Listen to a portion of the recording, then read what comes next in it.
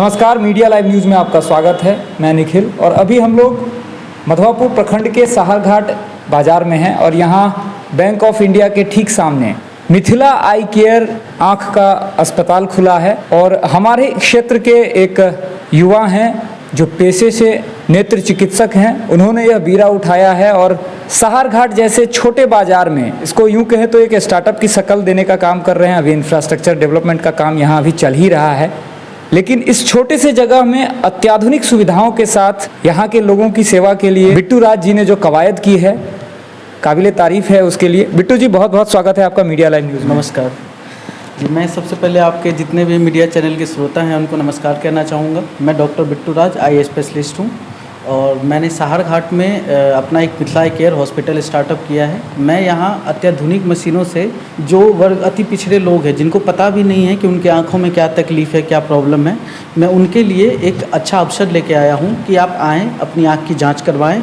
और आप जानें कि आपकी आँखों में क्या प्रॉब्लम है, आप किस चीज़ से झेल रहे हैं। जैसे कि अभी गर्मी आ गया है, अभी बहुत सारे डिजीज़ हैं जो अवेलेबल रहते हैं आँखों में, जैसे कंजक्टिवाइटिस है, ड्राई आई है, इन्फेक्शन है। इन सब चीज़ से आप एक बार जांच करवाएं, यहाँ आएँ, मिले, आप सुझाव लें, आपके लिए क्या बेहतर है, क्या बेहतर हो सकता है। हम आपकी सेवा के लिए हमेशा तैयार रहेंगे। अक्सर हम लोग देखते हैं जब कोई भी मौसम अपने पीक पे होता है, वो चाहे गर्मी हो, सर्दी हो या बरसात हो, तो ऐसे में मेडिकल क्षेत्र के लोगों के लिए काफ़ी चुनौतियां बढ़ जाती हैं, क्योंकि सबसे ज़्यादा इन्फेक्शन का शिकार उस समय में लोग होते हैं। इस गर्मी के मौसम में आँखों के बचाव के लिए क्या क्या ऐसे एहतियातन उपाय हैं जो एक आम लोग अगर उसको अपनाते हैं तो वो अपनी आँखों को सुरक्षित रख सकते हैं? जी, जैसे अभी गर्मी है तो गर्मी में सबसे ज़्यादा प्रॉब्लम आपको सनबर्न का होता है। जैसे तेज़ धूप है, उसमें आँखों पे कोई चश्मा ना लगा के चलने से आपको सनबर्न हो सकता है। तो जब भी आप धूप में निकलें, आँखों पे काला चश्मा का प्रयोग करें, अधिक से अधिक पानी पिएं, आँख को प्रोटेक्ट करें। दूसरी नंबर बात, कंजक्टिवाइटिस हो सकता है, इन्फेक्शन है। ये जो भी डस्ट उड़ते हैं, जो धूप में आपको जो रेज पड़ती है, उससे आपकी आंखों में कंजक्टिवाइटिस भी हो सकती है। तो उसके लिए घबराना बिल्कुल नहीं है। आप धूप में जब भी निकलें, आंखों पे डार्क ग्लास का यूज़ करें, पानी अधिक से अधिक पिएं। ज़्यादा तकलीफ होने पे आप एक बार अपने आई स्पेशलिस्ट से जाके मिलें, उनसे सुझाव लें और जो मेडिकेशंस वो प्रिस्क्राइब करेंगे उस मेडिकेशन को रेगुलर तरीके से लें। कंजक्टिवाइटिस की चर्चा आपने की है, तो हम लोग पिछले कई वर्षों से देख रहे हैं और अपने प्रखंड में खासकर मधवापुर, हरलाखी, इधर सीमावर्ती जो प्रखंड क्षेत्र हैं, इधर के जो गांव हैं, उन कस्बों में बीते 4-5 वर्षों से कंजक्टिवाइटिस कहर बनकर टूट रहा है। तो ऐसे में कंजक्टिवाइटिस के क्या कारण हो सकते हैं? ये कंजक्टिवाइटिस जो है, कंजक्टाइवा के इन्फ्लामेशन को कंजक्टिवाइटिस कहते हैं। ये एक ऐसा इन्फ्लामेशन इन्फेक्शन है जो यदि आप गंदे हाथों से अपने आँखों को देखेंगे, छुएंगे, तो वो इन्फ्लामेट हो जाएगा। जैसे कोई गंदी धुआं है, धुआं में अगर आप नंगे आँखों से धुआं को देख रहे हैं तो भी उससे आपको कंजक्टिवाइटिस का प्रॉब्लम हो सकता है।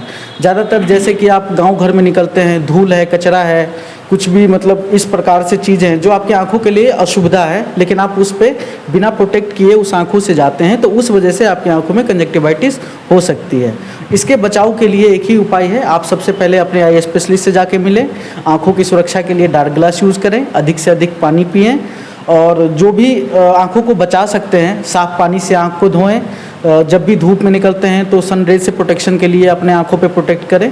यही सब चीज़ें हैं और ज़्यादा अगर दिक्कत है तो सबसे पहले जाके डॉक्टर से मिलें, उनसे कुछ सुझाव लें कि आप कैसे बच सकते हैं, कैसे बचाव किया जा सकता है।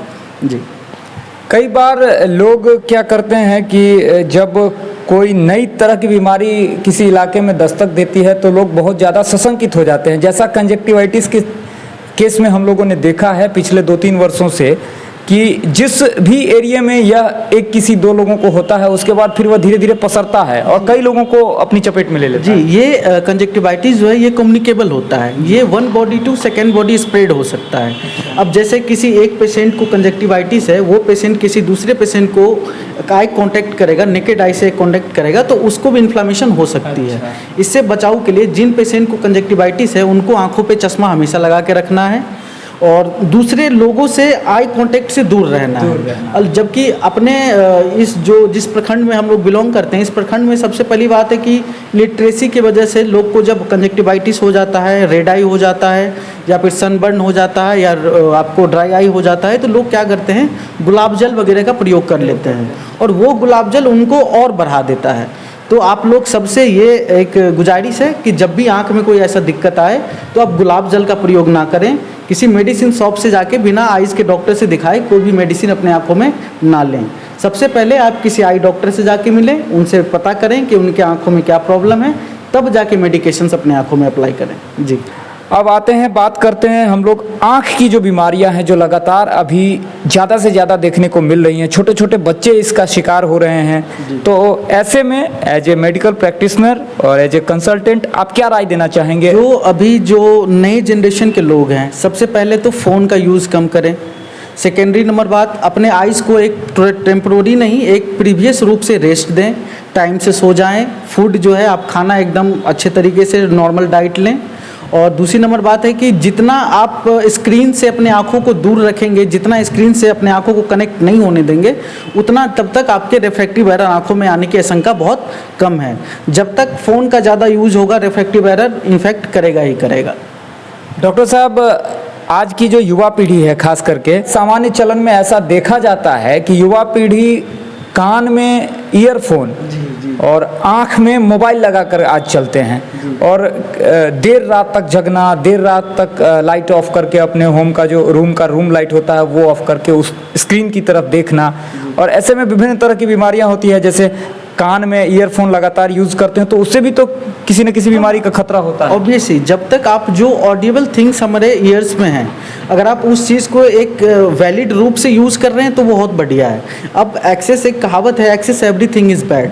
तो हद से ज़्यादा कोई भी चीज़ आपके शरीर के लिए हानिकारक है। तो ज़्यादा से ज़्यादा यही कहना चाहेंगे कि आप जो ये सब जो थिंग्स हैं, जो आर्टिफिशियल ह्यूमन मेड थिंग्स हैं, जो आपके शरीर को इन्फेक्ट कर सकते हैं, हेवीनेस कर सकते हैं, उससे आप काफ़ी दूर बनाए रखें।